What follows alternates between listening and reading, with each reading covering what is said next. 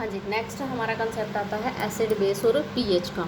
Acid base और pH में क्या होता है कि जो हमारे साइंटिस्ट थे, अर्हेनियस था, ब्रोंस्टेड लोवरी था और ल्यूइस था, इन्होंने अपने अपने कंसेप्ट दिए थे। एक तरह से अपने अपने व्यू थे, इनकी अपनी अपनी क्या थी, इन्वेंशंस थी। एक तरह से इन्होंने अपने व्यूज़ रखे हुए थे, ठीक है। एसिड बेस पे क्या बोला था इन्होंने, अर्हेनियस ने जो था क्लासिफिकेशन करा था एसिड और बेस के, कि जो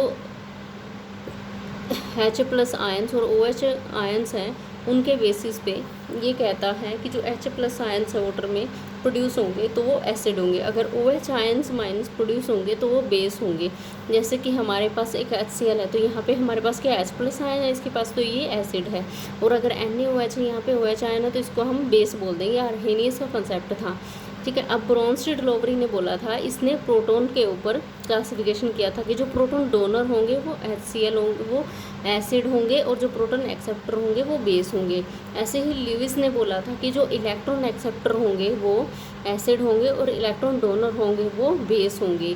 अब देखिए यहाँ पे कुछ इंपॉर्टेंट पॉइंट्स मैं आपको बताती हूँ। इसमें देखो H+ और OH+, वैसे भी हम 10th +1 क्लास में यही पढ़ते आ रहे हैं कि जहाँ पे भी H+ आयंस ज़्यादा होंगे तो वो क्या होते हैं, एसिड होते हैं, और जहाँ पे OH की प्रायोरिटी ज़्यादा होती है वहाँ पे उनको हम बोलते हैं नेचर उनका कि बेस है। लेकिन ऐसा अब नहीं होता, ठीक है। देखिए अब देखिए, वैने कुछ ऐसे होते हैं जहाँ पे OH प्रेजेंट होता है और वो बेस भी होते हैं, लेकिन जहाँ पे क्या होता है कि हमारा H और OH होता है, उसका कंसेप्ट आगे हम कम्प्लीटली पढ़ेंगे। When a proton donor loses A proton, ठीक है, कोई भी एक प्रोटॉन डोनर होता है, लूज़ करता है प्रोटॉन को, तो ये प्रोटॉन एक्सेप्टर भी बन जाता है। जैसे कि आपने देखा होगा कोई भी बंदा एक दूसरे बंदे को लोन पैसे देता है, ठीक है, वो लोन पे देता है, लोन देता है, तो दोबारा से वो उससे ले भी तो सकता है ना, तो इसीलिए वो तब क्या बन जाएगा, एक्सेप्टर, और जब उसने दिया है तो वो डोनर बन गया, ठीक है। A proton donor and its corresponding proton acceptor form में conjugate base acid base pair, ठीक है। जब प्रोटॉन डोनर जो होता है ना, एक proton donor and its corresponding proton acceptor, ये दोनों मिलकर क्या बनाते हैं कि जो एसिड बेस का पेयर बनाते हैं, ठीक है, जिसको हम आगे बोलेंगे कॉन्जुगेट बेस और कॉन्जुगेट एसिड।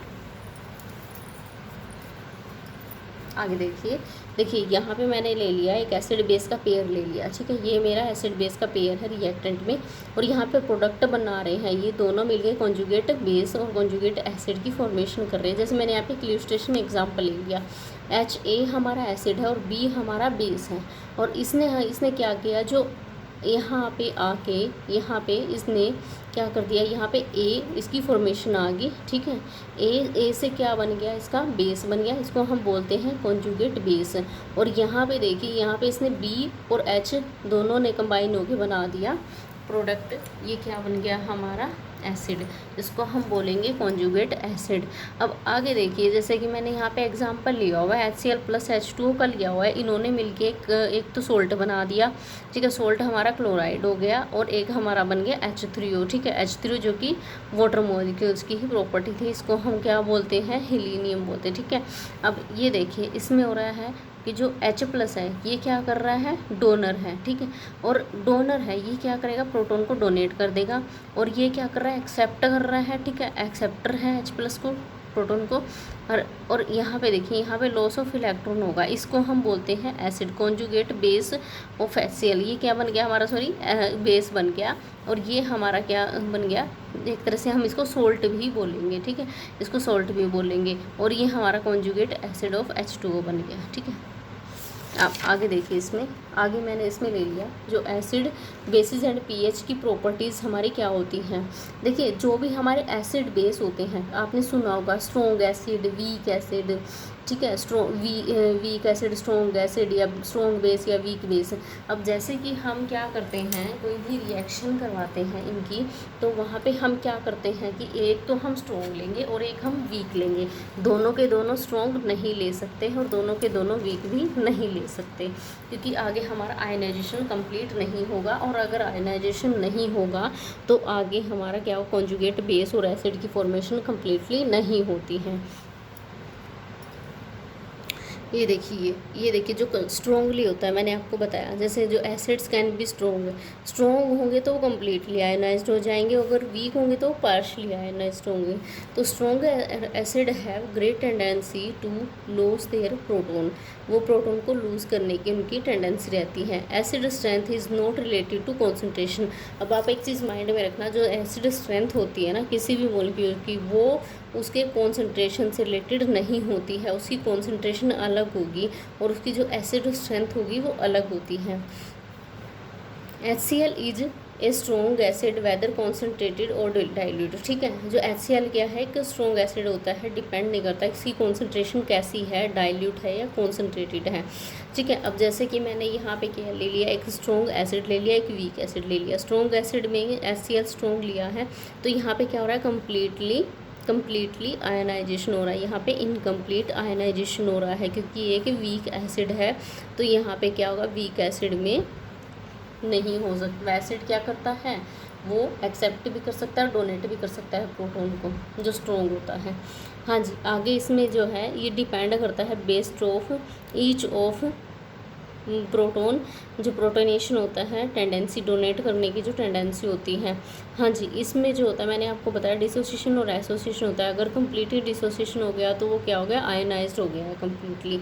ठीक है, अगर डिसोसिएट नहीं हुआ है तो वो क्या है कि एक वीक नेचर का मॉलिक्यूल है। नेक्स्ट देखिए, हाँ जी, इसमें जो है हमारा pK की वैल्यू आती है। ठीक है, pK की वैल्यू, pKa क्या होता है, कोई भी जो मॉलिक्यूल होता है, ठीक है, वो क्या करता है, अपना एक प्रोटॉन डोनेट करता है। ठीक है, एक पर्टिकुलर जो कंडीशन होती है, पर्टिकुलर कंडीशन क्या रहेगी कि जो pH होती है, एक पर्टिकुलर pH होती है, किसी भी pK हम वो वैल्यू बोलते हैं जिस pH पे एक ऐसी वैल्यू पे आके जो कोई भी मॉलिक्यूल है वो डोनेट करता है प्रोटोन को। ठीक है, मतलब एक तरह से टेंडेंसी बोल सकते हैं, power to release to donate और रिलीज ए प्रोटोन। ठीक है, कोई भी रिलीज़ कर देगा या डोनेट कर देगा प्रोटोन को, उसको हम बोलते हैं उसकी pK वैल्यू। ठीक है, अब जैसे कि acid strength is expressed as pK which is the negative logarithmic of K. जैसे कि मैंने यहाँ पे क्या हो, नेगेटिव लॉगरिथमिक ऑफ के। अब pK की वैल्यू जब मैं निकालूंगी तो is equal to log into 1/Ka।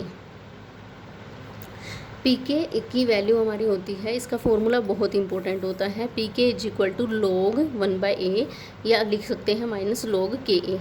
Ka इज इक्वल टू 10 raise to power minus pKa। ठीक है, इसको हम बोलते हैं 10 raise to power minus pKa। ठीक है, जब भी निकालने को बोलें, Ka इज़ द टेंडेंसी और पावर टू रिलीज और डोनेट ए प्रोटोन। जैसे कि मैंने आपको बताया, ये एक टेंडेंसी और पावर होती है डोनेट किसी भी प्रोटोन को रिलीज़ करने की। अब के क्या होता है, एसिड आयनाइजेशन कांस्टेंट होता है। ये पेपर में आया हुआ है, गेट के पेपर में आया हुआ है कि Ka डिनोट्स किस चीज़ को कर रहा है, ये एसिड आयनाइजेशन कांस्टेंट होता है, एसिड, A फॉर एसिड, और ये होता है constant, ionization constant is a quantitative measure of an acid strength in solution. ठीक है, क्वांटिटेटिव मेजर्स होता है एसिड स्ट्रेंथ का किसी भी सॉल्यूशन में। स्ट्रोंगर एसिड हैव लार्ज के वैल्यू, जितना एसिड स्ट्रोंग होगा उसकी जो के वैल्यू है वो ज़्यादा होगी, अगर स्मॉलर होगा तो वैल्यू भी कम होगी। ठीक है, वीक एसिड्स हैव स्मॉलर के वैल्यू, जो वीक एसिड्स होंगे वही बात आ गई, स्ट्रोंगर एसिड के पास लार्ज वैल्यू होती है के की, और वीक एसिड्स होंगे उनके पास कम वैल्यू होती है के की, और लार्जर वैल्यू pK की। ठीक है, यहाँ पे क्या होगा, अगर pK स्मॉल होगा, देखिए यहाँ पे, ये देखिए जैसे कि मैंने यहाँ पे बताया हुआ, जो pK होता है वो इन्वर्सली प्रोपोर्शनल होता है Ka के। ठीक है, देखिए स्ट्रॉन्ग एसिड होगा तो पोलर नेचर होगा, उसका पोलर नेचर होगा तो Ka भी हाई होगा और उसका लेस Pa होगा। ठीक है, अब ऐसे ही इसमें देखिए, जैसे कि मैंने यहाँ पे दिया हुआ है वीक एसिड में देखिए यहाँ पे पावर क्या है, लेस पावर, लेस Ka और हाई pK वैल्यू होती है। देखिए आगे मैंने इसमें दिया हुआ है relation between pH and pK।